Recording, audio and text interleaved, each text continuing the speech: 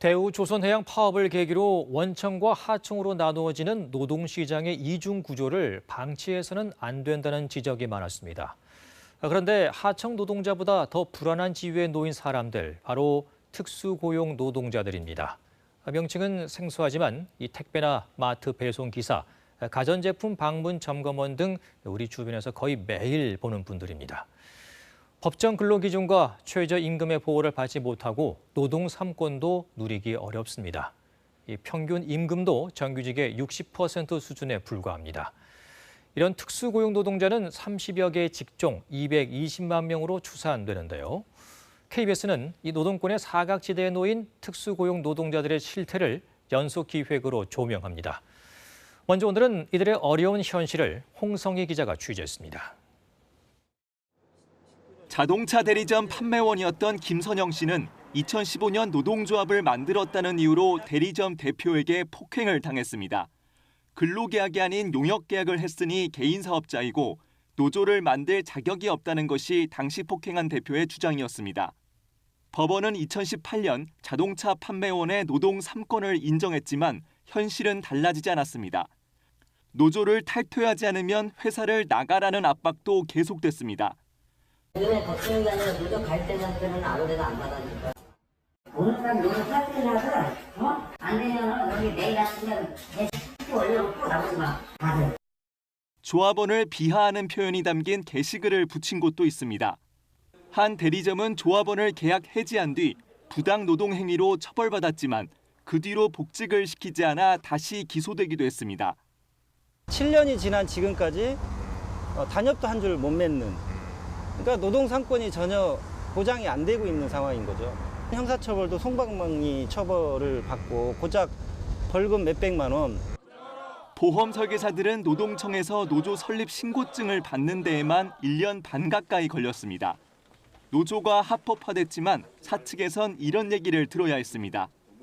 필증을 받은다고 적법하게 노동 3권이 보장된 거 틀려. 이사는 적법하지 않는 노조 대표와 그 협상 자체가 위법하고 불법하기 때문에 협상협을 절대 앉을 수 없고.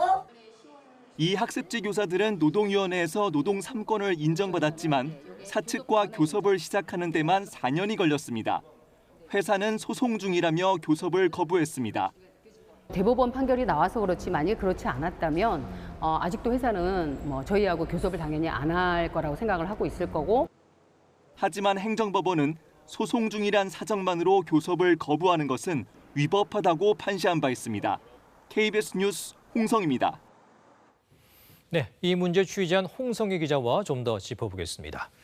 네, 홍 기자, 사용자 측은 이 특수고용 노동자를 개인 사업자라고 지금 주장하고 있습니다.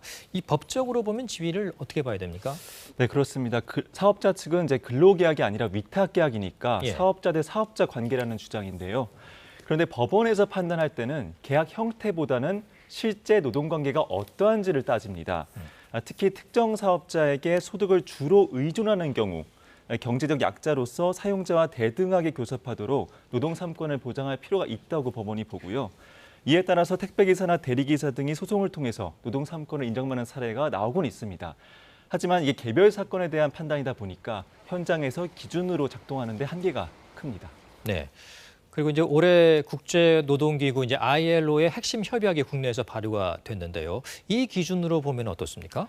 네, 기본협약 87호인데요. 예. 내용을 보면은 경찰과 군인을 제외하면 누구나 노조를 만들거나 가입할 수 있는 권리를 가진다고 되어 있습니다. 이 협약은 국내법과 같은 효력을 갖거든요. 따라서 특수고용 노동자도 노동 3권 주체가 됩니다.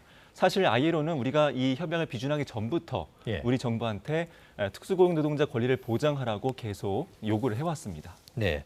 그럼에도 이제 현실에서는 이 노동 3권이 이제 보장이 안 되고 있는 건데 대안이 있을까요? 네, 특수고용 노동자 노동 3권을 보장하는 법률을 만들거나 아니면 노조법을 개정하라는 권고가 국가인권위의 권고가 2007년, 2017년 있었습니다. 예. 당시 고용노동부도 이를 받아들여서 입법 보호 방안을 마련하겠다고 했지만 2021년 노조법을 개정할 때 이 부분이 빠졌습니다.